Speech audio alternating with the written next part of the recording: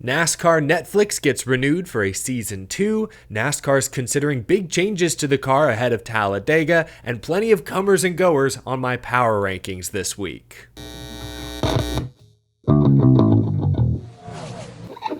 How's it going, y'all? My name is Eric. Welcome to Out of the Groove. We'll have plenty of time to discuss on-track NASCAR news in a moment, but I want to begin by highlighting some great work the NASCAR industry is doing off the track. As I'm sure most all of you are aware, Hurricane Helene brought devastating rains and flooding really to much of the South, but especially the mountains of western North Carolina. Lots of NASCAR folks have been donating, using their resources to help out their home state. Hendrick Motorsports, Joe Gibbs Racing, using helicopters to move people and supplies. Michael Jordan in 2311 Racing just pledged $1 million in donations. Other teams are getting involved as well, but perhaps no one has gotten more press than semi-retired NASCAR driver Greg Biffle. Biffle has been flying his private helicopter back and forth helping out folks in need. He says originally a friend called him about some folks stuck in an Airbnb with kids, and before long, Biffle's rescue effort expanded. The Biff has been posting updates on his social media. I'll link his Twitter/X account down below if you want to follow along. Really cool thing that Greg Biffle and many others across the NASCAR industry are doing to help out with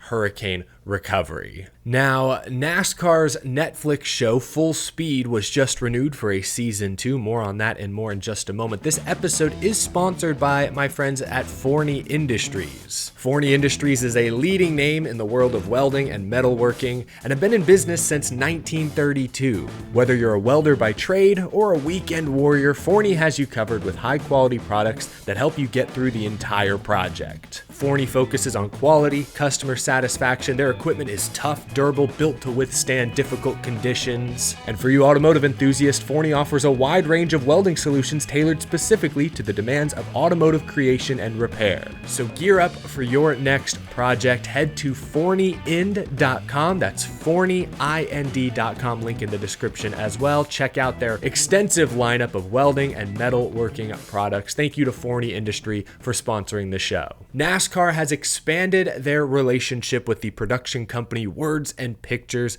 Variety reports that the partnership will develop and produce racing documentaries, series, special events, studio shows, and podcasts. Of course, first on their agenda is Season 2 of NASCAR Full Speed, the Netflix docuseries that premiered early this year covering the 2023 playoffs. They're actively shooting content around the 2024 playoffs. I was at Kansas this weekend. Netflix had equipment and cameras everywhere. I'm glad they're getting a Season 2. It's hard to argue that Season 1 wasn't a success. Viewership broke into the millions. Nielsen data suggested that 88% of folks who watched the first episode did not watch the Phoenix finale. And we saw at the beginning of this year, the first few races of the season were up year over year in ratings. Now, there has been some tension between NASCAR and the teams during these charter negotiations, and there was even a report that some teams may not participate in Full Speed if the charter agreement isn't to their liking. 2311 Racing is one of the teams that didn't sign NASCAR's latest proposal, and they were also some of the biggest stars of Full Speed Season 1. So there are some questions. Will Denny Hamlin, Tyler Reddick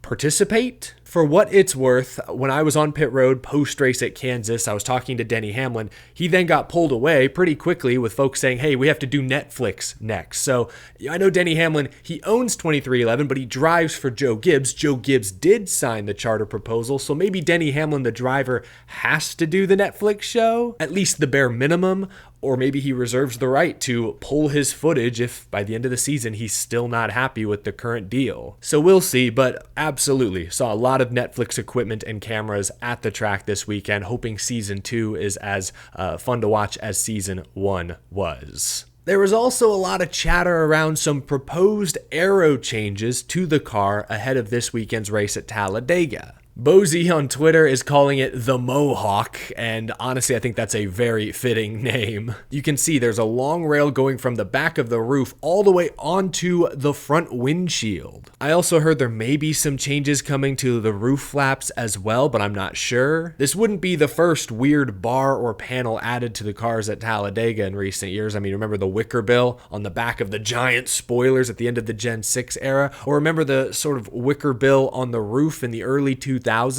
We've seen some weird parts and pieces added to the super speedway package recently, but this one may take the cake. It's on the windshield, for goodness sake. Denny Hamlin and other drivers expressed concerns over visibility. Would the team still be able to use tear-offs? Denny also said on his podcast, Actions Detrimental, that the changes, quote, look like booty.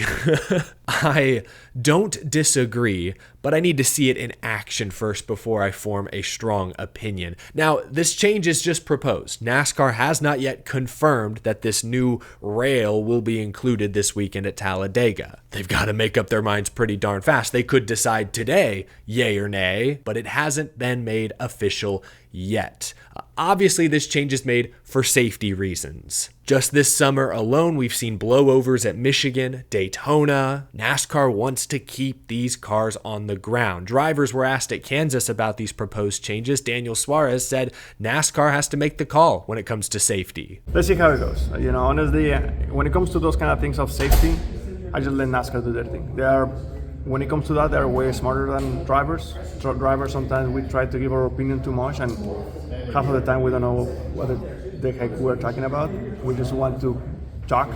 So some drivers are like that. And when it comes to that, I feel like NASCAR is way more smarter than us, and I believe that they're going to make the right call. One other clip I want to share with you comes from Austin Cindric, who has dominated super speedways this year. He won a stage at Talladega in the spring, also has won a stage at both Atlanta races. Nobody's earned more points at the drafting tracks than Austin Cindric this year, playoff driver. He highlighted another concern with this proposed change. Do you introduce things in the middle of the playoffs after an entire season? Does it make the cars look different, than what the fans would expect? So I would say there's a lot of, decisions to be made. I can't say I've seen much other than a few pictures and a few bits of data. So, I think there's a lot of politics, not just data, that go behind making those decisions.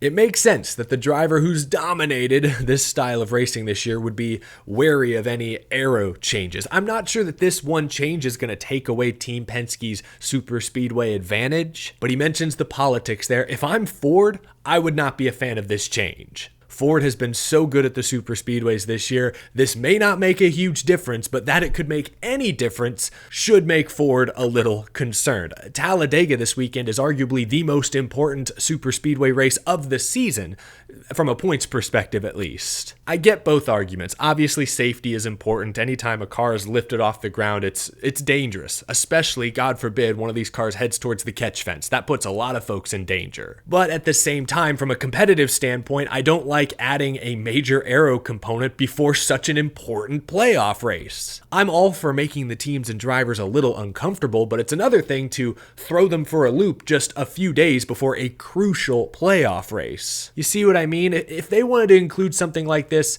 next year and give the teams the whole offseason to wrap their heads around it, I would be totally in favor of that, at least trying it. But making this decision just a few days before a very important playoff race, I don't know. I'm mixed. Safety is obviously extremely important, but we've seen it time and time again. These cars find a way to hit, to flip in unexpected ways. This proposal also looks a little funny. I'm just going to be honest. I agree with Denny Hamlin. Not a fan of the look, but I guess time will tell. Maybe I'll get used to it. Again, as of this moment, not confirmed, but I'll post an update in the comments if NASCAR makes a decision today or later this week. Finally, Kansas Speedway told us a whole lot about who the true championship contenders and pretenders are. It's time for my weekly power rankings, where I rank the top 10 fastest overall teams in the NASCAR Cup Series right now. This is going to be a good one.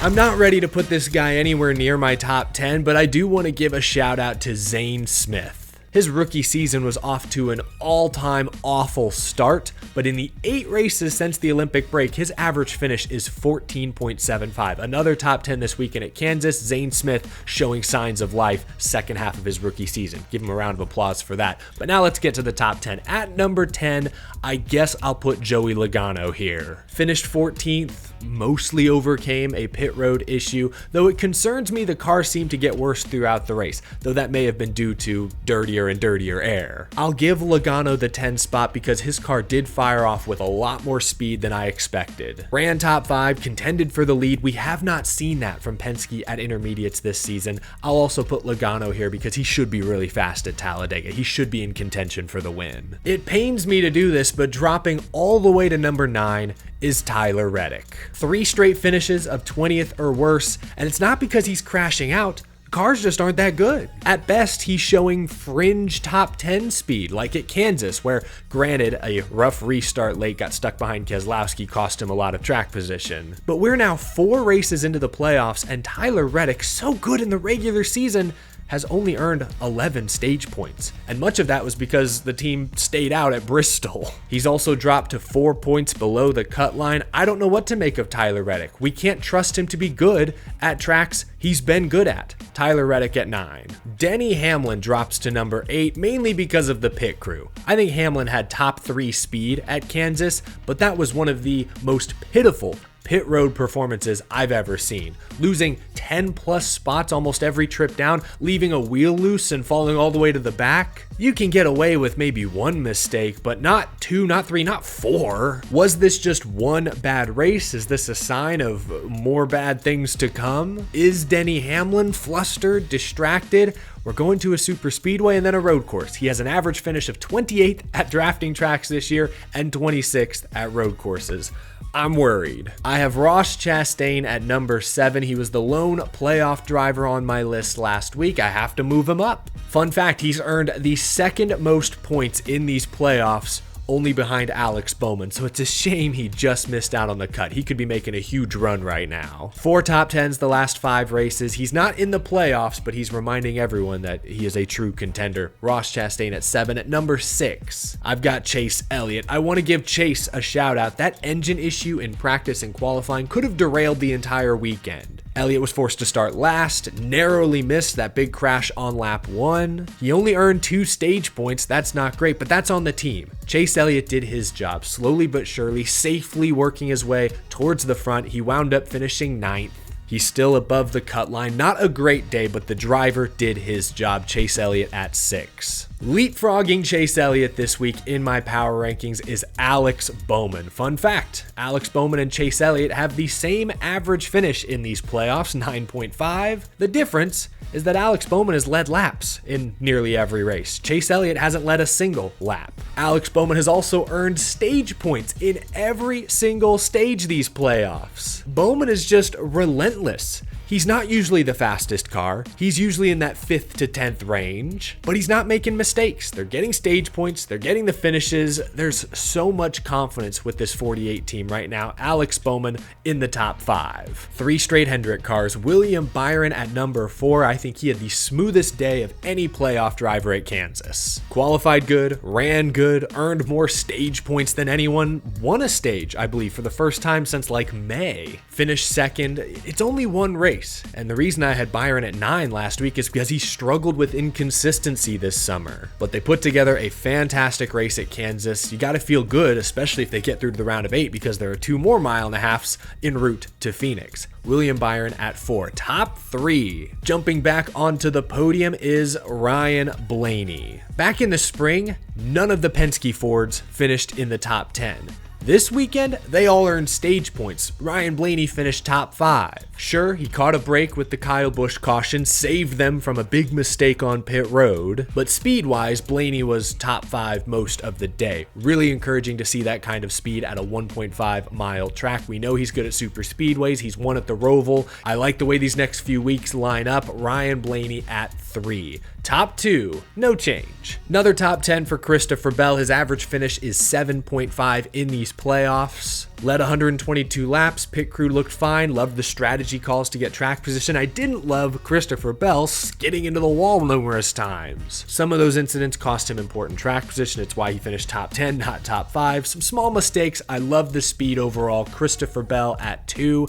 And at number 1, I have to keep Kyle Larson, right? I can't punish the guy for driving over a piece of debris and damaging the underwing. That would not be fair. The fact that the team persevered and actually got back onto the lead lap is pretty impressive, actually. The week before, Kyle Larson dominated Bristol. Talladega is going to be tough this weekend, but I believe the number 5 team, with their 5 wins on the season, is still the best overall team in the Cup Series right now. There's my top 10. Some big movement. Byron, Bowman moving up, Hamlin, Reddick going the wrong way. Let me know in the comments below if you agree or disagree with any of my rankings. That is going to do it, folks. Thanks for watching. Leave a like if you enjoyed this video. Subscribe for more NASCAR discussion every single day. And a big thank you to my very generous Patreon supporters. I will talk to y'all again very, very soon. Have a wonderful rest of your day, folks. Thanks for tuning in.